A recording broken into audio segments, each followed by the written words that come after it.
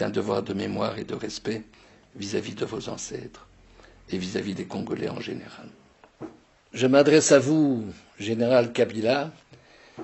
Avez-vous vraiment intérêt à ce que les élections qui sont prévues à la fin de cette année suite à l'accord de la Saint-Sylvestre aient vraiment lieu? Moi, je ne crois pas.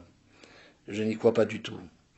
Vous n'avez aucun intérêt à ce que ces élections se produisent, puisque vous ne pouvez pas, en vertu de l'article 220 de la Constitution, vous présenter aux élections, tout le monde le sait. Donc vous êtes devenu un dictateur, en quelque sorte, comme il y en a déjà eu. Et malgré tout cela, vous êtes quand même le premier des Congolais, et le premier des Congolais doit protéger. C'est une loi fondamentale du chef de l'État, il doit protéger sa population. Qu'en avez-vous fait? Absolument rien. Mieux que cela, vous accordez des contrats à qui mieux à des multinationales. Les contrats sont signés à Kinshasa. On octroie des terrains, des propriétés. Et qu'est-ce que vous faites avec ça? Eh bien, les multinationales exproprient elles-mêmes des Congolais qui sont obligés de quitter leur maison, leur territoire. Et là, on se trouve devant une situation qui s'explique un peu. Suivez bien mon raisonnement. L'ensemble des minerais de toute nature du territoire congolais représente 21 000 milliards d'euros. Je voudrais que les Congolais le sachent bien. 21 000 milliards d'euros, c'est-à-dire 10 fois le produit intérieur brut du continent africain. Autre comparaison, ce même montant représente 45% du produit intérieur brut de la planète entière, du monde entier, sur un an. Alors, je m'adresse à vous, Général Kabila, vous qui signez des contrats à Kinshasa et qui permettez à des sociétés multinationales de pouvoir exproprier par-ci, par-là pour pouvoir exploiter des minerais, avec toutes les conséquences néfastes que l'on connaît à propos des populations, les populations qui sont martyrisées, les populations qui sont poursuivies, etc.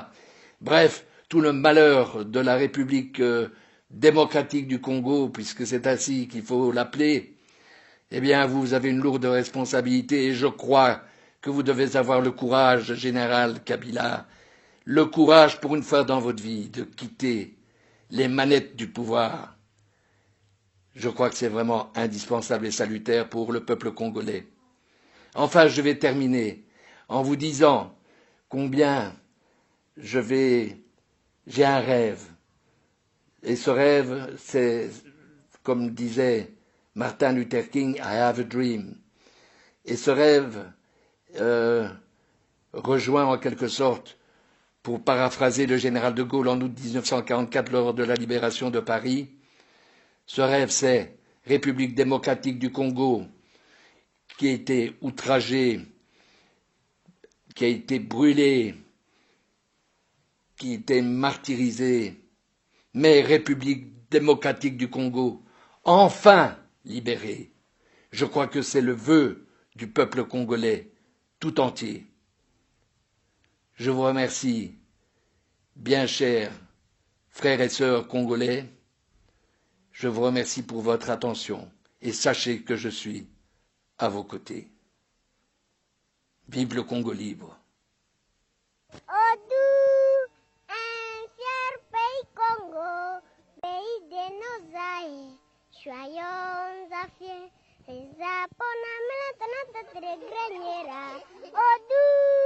Que vive à jamais la prochaine du Congo, envié dans la paix, des bouts congolais, unis dans les sons, unis par les sons pour l'Inde, pendant des sons d'offre, rontan courbé, un poulet, prenons les plus belles là, dans la paix, un peu pas dans les labés, nous votirons, restez frivaux voix dans la paix, citoyens, Antonin.